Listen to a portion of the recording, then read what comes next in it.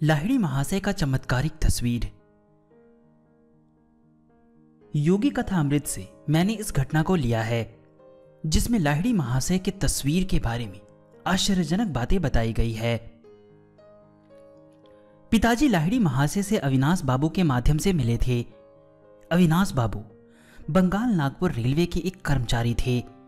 गोरखपुर में मेरे बचपन में अविनाश बाबू मुझे अनेक भारतीय संतों की मन को तल्लीन कर देने वाली कहानियां सुनाया करते थे। वे सदा अपने गुरु की श्रेष्ठतर महिमा के विषय में श्रद्धापूर्वक कुछ न कुछ कहकर ही अपनी कहानी समाप्त करते थे। तुमने कभी सुना है किन असाधारण परिस्थितियों में तुम्हारे पिताजी लाहिड़ी महाशय के शिष्य बने थे? गर्मियों के मौसम में एक अलसाए दिन मैं और अविनाश बाबू मेरे घर के अहाते में बैठे थे। तब उन्होंने मेरी उत्सुकता जगाने वाला यह प्रश्न मुझसे किया। मैंने आशा भरी मुस्कुराहट के साथ ना में सिर हिलाया।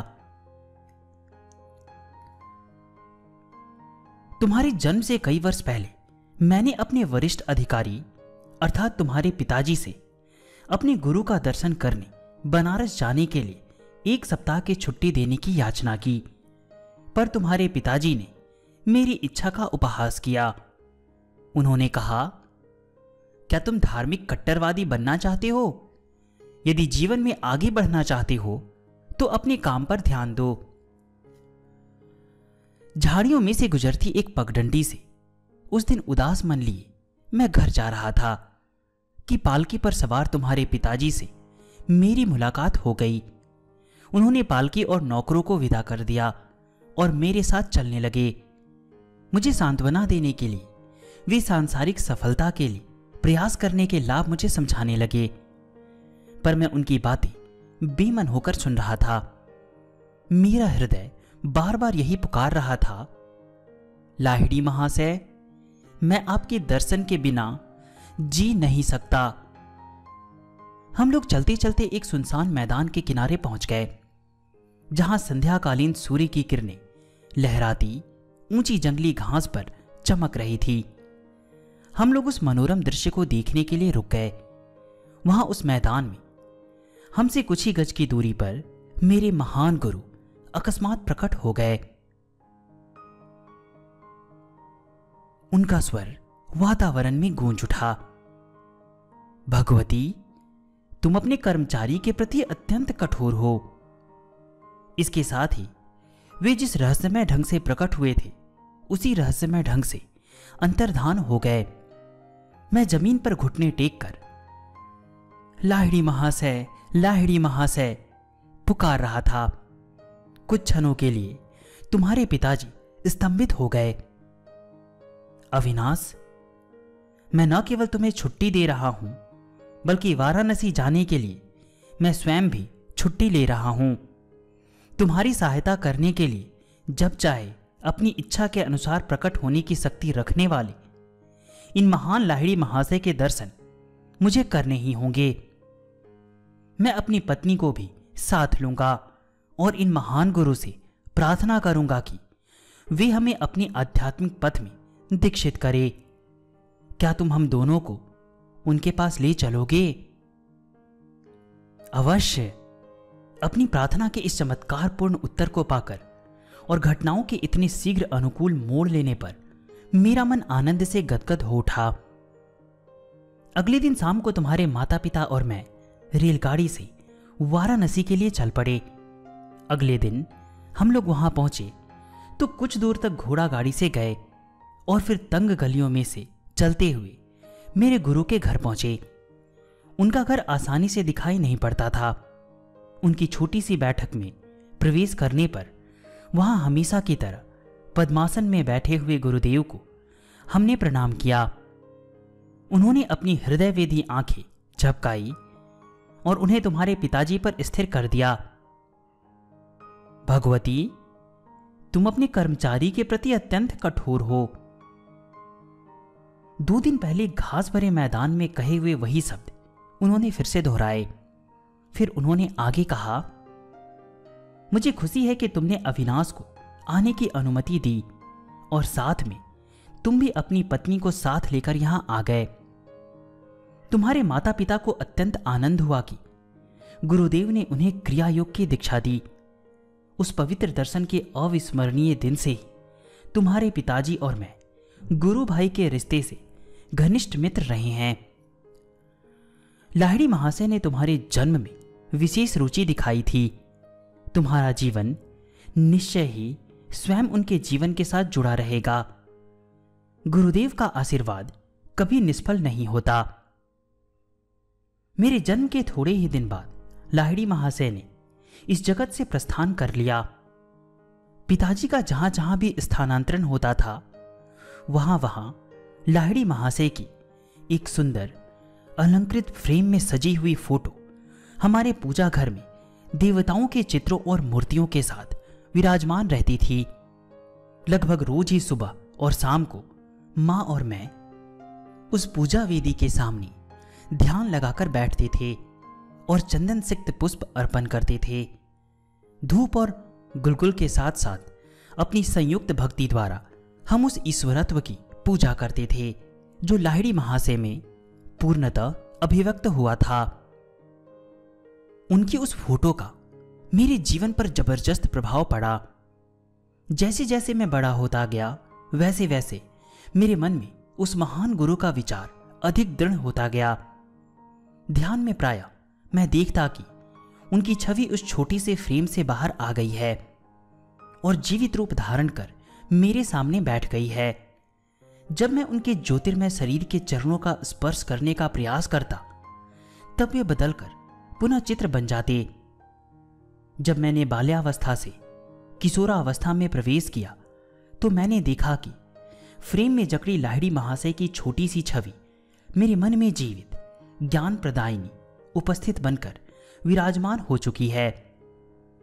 किसी उलझन या परीक्षा की घड़ी में मैं प्रायः उनसे प्रार्थना करता और अपने अंतर में उनका सांत्वनादायक मार्गदर्शन पाता। पहले पहले तो मुझे दुख होता था कि वे शारीरिक रूप में जीवित नहीं थे, किंतु जैसे जैसे मुझे उनकी गुप्त सर्वव्यापकता का पता चलता गया, वैसे वैसे मेरा दुख कम होता गया।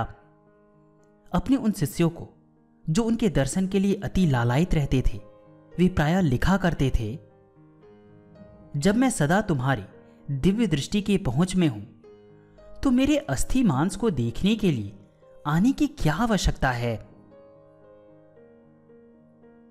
लगभग 8 वर्ष की आयु में मुझे लाहिड़ी महाशय की फोटो के माध्यम से चमत्कारी स्वास्थ्य लाभ का आशीर्वाद प्राप्त हुआ। इस अनुभव ने मेरे प्रेम को और भी अधिक उत्कट कर दिया। जब मैं बंगाल के इच्छापुर में अपने पारिवारिक घर में रह रहा था, तब मुझे हैजा हो गया। मेरे बचने की कोई आशा नहीं रही। डॉक्टर कुछ भी नहीं कर पा रहे थे। मेरे बिस्तर के पास बैठी मां ने भाव विहलता के अतिरेक के साथ मेरे सिर के ऊपर टंगी लाहिड़ी महाशय की फोटो की ओर देखने का मुझे इशारा किया। उन्हें मन ही मन प्रणाम करो। वे जानती थी कि प्रणाम करने के लिए हाथ उठाने की शक्ति मुझ में नहीं बची थी। यदि तुम सचमुच अपनी भक्ति प्रकट करोगे और अपने अंतर में उनका चरण स्पर्श करोगे, तो तुम्हें जीवन दान मिल जाएगा। मैंने उनकी फोटो की ओर देखा तो वहां आंखें चौंधियाने वाला प्रखर प्रकाश दिखाई पड़ा, जिसने मेरे शरीर और पूरे कमरे को अपने में समा लिया। मेरी मिचलाहट और अन्य अनियंत्रण लक्षण समाप्त हो गए। मैं स्वस्थ हो गया। तत्क्षण ही मुझ में इतनी शक्ति आ गई कि अपने गुरु में अपार श्रद्धा रखने वाली मां का मैंने झुककर चरण स्पर्श किया। मां बार बार उस छोटी सी फोटो पर अपना माथा टेक रही थी। हे सर्वव्यापी गुरुदेव, मैं आपकी कृतज्ञ हूं कि आपके आलोक ने मेरे पुत्र को अच्छा कर दिया। मैं समझ गया कि उन्होंने भी उस तेजोमय ज्योति का दर्शन किया था, जिसकी महिमा से मैं उस साधारणतया प्राणघातक साबित होने वाली बीमारी से एकाएक अच्छा हो गया था। मेरे पास जो कुछ भी अनमोल चीजें हैं, उनमें एक वह फोटो भी है। स्वयं लाहिड़ी महाशय द्वारा पिताजी को दी गई यह फोटो एक पवित्र स्पंदन से युक्त है। इस फोटो के पीछे भी एक चमत्कारिक कहानी है। मैंने यह कहानी पिताजी के गुरु भाई काली कुमार राय से सुनी थी। ऐसा प्रतीत होता है कि लाहिड़ी महाशय को अपनी फोटो खिंचवाना अच्छा नहीं लगता था। एक बार उनके विरोध के बावजूद उनकी और उनके कई शिष्यों की, जिनमें काली कुमार राय भी शामिल थे, एक सामूहिक फोटो खींची गई। पर उस समय फोटोग्राफर के आश्चर्य की सीमा न रही जब उसने देखा कि उस फोटो में सब शिष्यों के चित्र तो एकदम स्पष्ट दिखाई दे रहे थे, परंतु बीच में जहां उसने लाहिड़ी महाशय का चित्र होने की सार्थक आशा की थी, कोई आकृति नहीं थी। वह स्थान बिल्कुल खाली था। इस विस्मयकारी घटना पर खूब चर्चा हुई। एक शिष्य गंगाधर बाबू ने, जो एक कुशल फोटोग्राफर थे, डींग मारी कि लाहिड़ी महाशय चाहे जो कर ले, वे उनकी फोटो अवश्य खींच सकते हैं। अगले दिन प्रातःकाल जब गुरुदेव लकड़ी के बेंच पर पद्मासन में बैठे थे और उनके पीछे एक कपड़े का पर्दा भी लगा दिया गया था, तब गंगाधर बाबू अपने साज सामान के साथ वहां पहुंच गए। सफलता के लिए सारी सावधानियां बरतते हुए उन्होंने उत्कंठापूर्वक 12 फोटो खींची, किंतु शीघ्र ही उन्हें दिखाई पड़ा कि हर प्लेट पर लकड़ी की बेंच और पर्दे का चित्र तो स्पष्ट है, पर गुरुदेव की आकृति का पुनः कहीं पता नहीं। गंगाधर बाबू का अभिमान चूर चूर हो गया। अश्रु बहाते हुए वे दौड़े दौड़े लाहिड़ी महाशय के पास पहुंचे। कई घंटों के बाद लाहिड़ी महाशय ने इस सार गर्भित वाक्य के साथ अपना मौन तोड़ा। मैं ब्रह्म हूं। क्या तुम्हारा कैमरा सर्वव्यापी अगोचर का चित्र खींच सकता है? गंगाधर बाबू ने कहा, मैं देख रहा हूं कि नहीं खींच सकता, परंतु हे सर्वज्ञ गुरुदेव, आपके देह मंदिर की एक फोटो प्राप्त करने की बहुत इच्छा है। मेरी दृष्टि संकुचित रही है। आज तक मैं यह नहीं समझ पाया था कि आप में ब्रह्म पूर्ण रूप से वास करता है। फिर कल सुबह आओ, मैं तुम्हारे कैमरे के सामने बैठकर फोटो खिंचवा लूंगा। पुनः फोटोग्राफर ने अपना कैमरा फोकस किया। इस बार अगोचर रहस्यमयता के आवरण से रहित उस पवित्र महापुरुष की आकृति प्लेट पर स्पष्ट रूप से उभर आई। गुरुदेव ने इसके बाद कभी अपनी कोई फोटो नहीं खिंचवाई, कम से कम मैंने नहीं देखी। डिस्क्रिप्शन में मैंने लिंक दिया है। लाहिड़ी महाशय पे लिखी गई पुस्तक भी आपको मिल जाएगा। अगर आप चाहें तो ऑर्डर कर सकते हैं।